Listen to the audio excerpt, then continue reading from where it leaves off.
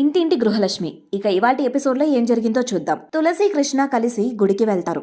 గుడిలో కూర్చుంటే హాయిగా ఉంటుంది కదా అని తులసి అంటూ ఇద్దరూ కలిసి కింద కూర్చుంటారు.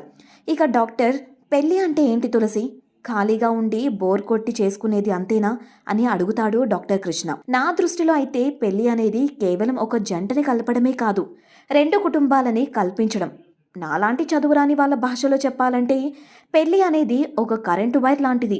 తెగిపోకుండా చూస్తే జీవితాంతం వెలుగునిస్తుంది అని చెప్తుంది తులసి. తులసి, నందు ఎందుకో తప్పు చేస్తున్నాడనిపిస్తుంది. మరోసారి నందు జీవితం దెబ్బతింటుందేమో అనిపిస్తుంది.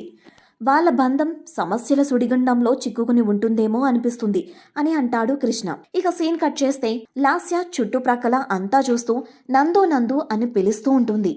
నందు కనిపించకపోయేసరికి తులసికి ఫోన్ చేస్తానంటూ తులసికి ఫోన్ చేస్తుంది. అప్పుడే తులసి కృష్ణతో మాట్లాడుతూ ఆందోళన తగ్గించే ఆకులు ఇవి అని కృష్ణ ఇస్తే వాటిని వాసన చూస్తూ లాస్య ఫోన్ కట్ చేస్తూ ఉంటుంది తులసి. భాగ్య లాస్య దగ్గరకు వచ్చి, తులసక్క కూడా నీ కాల్ కట్ చేస్తుందా లాస్య? అయితే ఖచ్చితంగా తులసి అక్క బావగారు ఒకే చోట ఉన్నారు. బావగారు ఏ మాట మీద సరిగ్గా నిలబడ్డారని ఇప్పుడు ఈ మాట మీద నిలబడ్డానికి పెళ్లికి ముందు తులసక్కని ప్రేమించి పెళ్లి చేసుకున్నారు, పెళ్ళయ్యాక వదిలేశారు. కానీ నిన్ను మాత్రం ప్రేమించి పెళ్లి కాకముందే వదిలేశారు అని అంటూ లాస్యను రెచ్చగొడుతోంది భాగ్య. లాస్య తులసికి మళ్ళీ ఫోన్ చేస్తుంది. ఎందుకిలా విసిగిస్తుందని తులసి ఫోన్ లిఫ్ట్ చేస్తుంది. తులసి, నందు ఏడి, నువ్వెక్కడున్నావు అని అడుగుతుంది లాస్య. ఏయ్, ఆయన గురించి నువ్వు నన్ను ఎందుకు అడుగుతున్నావు? అక్కడ ఆయన పీక్కు తింటున్నారని నేను ఇలా బయటికి వచ్చాను. ఇప్పుడు నువ్వు మళ్ళీ మొదలు పెడితే అస్సలు బాగోదు.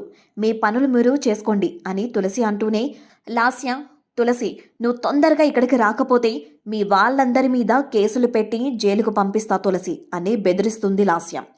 తులసి అసలేమైంది అంటూ హడావిడిగా ఇంటికి వెళ్తుంది. ఇంటికి వెళ్ళాక లాస్య గొడవ చేస్తూ ఉంటుంది.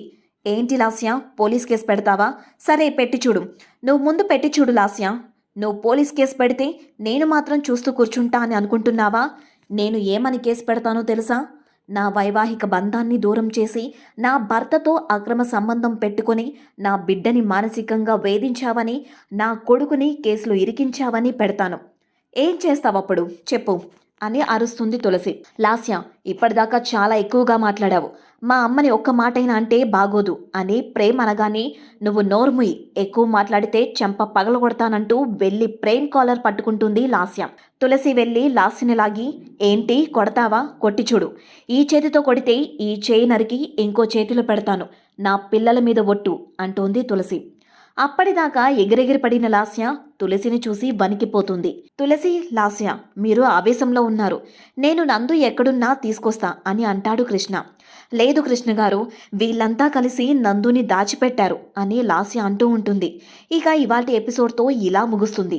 ఇక రేపటి ఎపిసోడ్లో ఏం జరిగిందో చూడాలంటే మీరందరూ కూడా మా ఛానల్ని సబ్స్క్రైబ్ చేసి లైక్ అండ్ షేర్ చేయండి. Thanks for watching.